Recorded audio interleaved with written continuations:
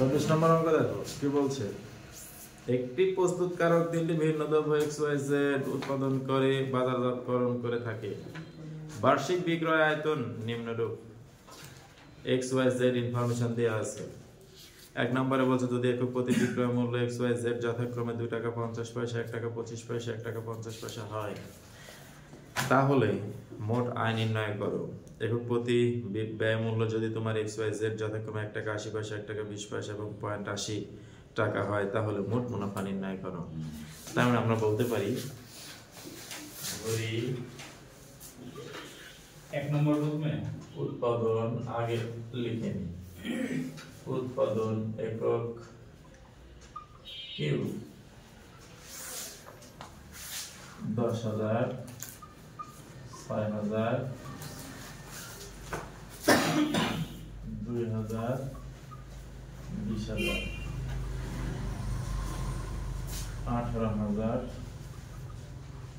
8,000। এটা যদি উৎপাদন একক হয়,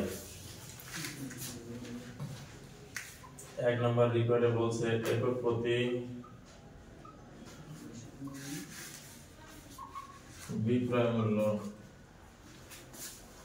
P সমান অবশ্যই কলম আকারে লিখতে হবে 2 টাকা 50 পয়সা, 1 টাকা 25 পয়সা, 1 টাকা 50 পয়সা। অতএব মোট আয় কিউ পি 10,000, 6,000, 2,000, 20,000, 18,000, 8,000 গুণন 2 টাকা 50 পয়সা, 1 টাকা 25 পয়সা, 1 টাকা 50 পয়সা।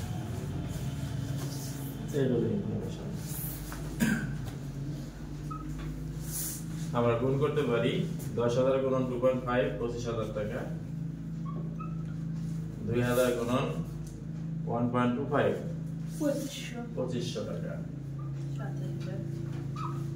27,000 টাকা, 15,000, 25,000, 8 4 12,000, 54,500, 54,500 আর 52,000। এটা গেল আমার মোট আয় সমীকরণ। মোট আয় বের হয়ে গেল।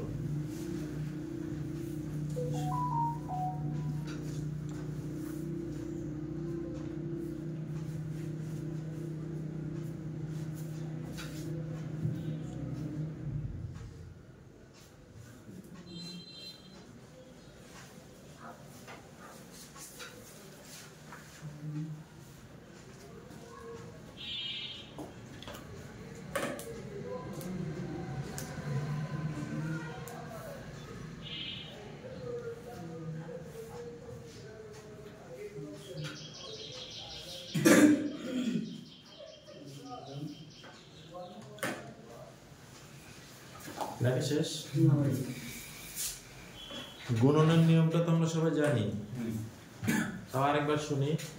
প্রথম সারি দ্বারা প্রথম কলমকে আগে গুণ করব।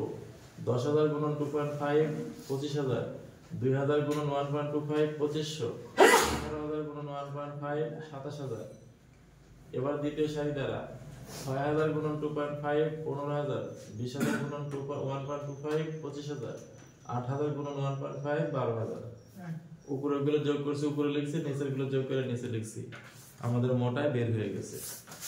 এবার আসি আমরা মোট আয় 3 নম্বর অপশন নাম্বার 2 তে একক প্রতি ব্যয় C সমান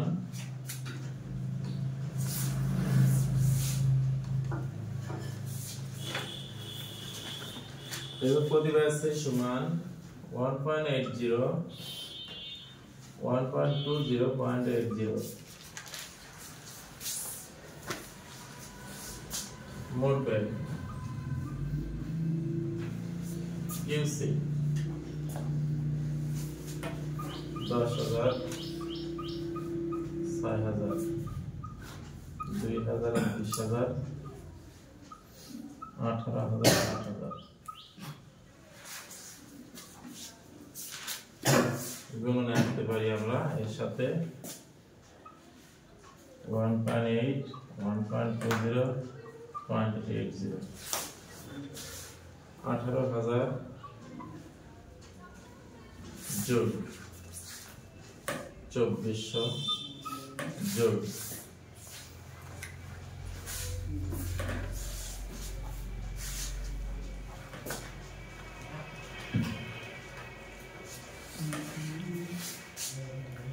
14,400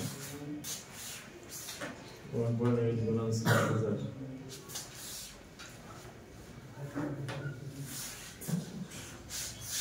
24,000 8,64 6,400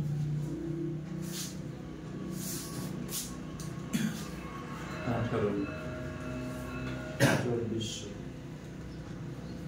2400 14,400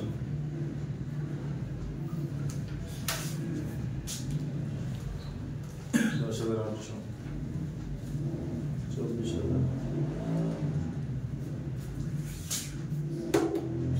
24,000 এটা বেরোলো মোট ব্যয় মোট আয় বের হয়েছে মোট ব্যয় বের হয়েছে এবার বের হবে মুনাফা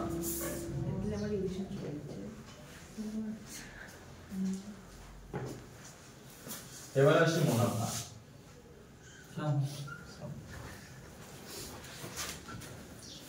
মোট মুনাফা কিউপি কিউসি 54,200 আর ছিল 52,000 500 আচ্ছা আর এখানে বের হলো 34,800 41,200 তাই হয় তাহলে 54,500 মাইনাস 34,800 19,700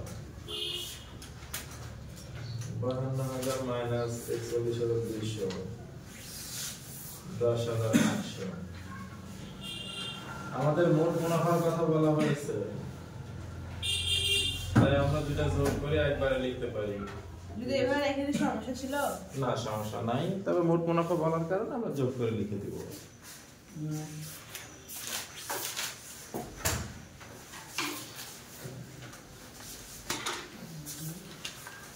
তথ্যটাকে যোগ করে দিলে মোট মুনাফা হয়ে গেল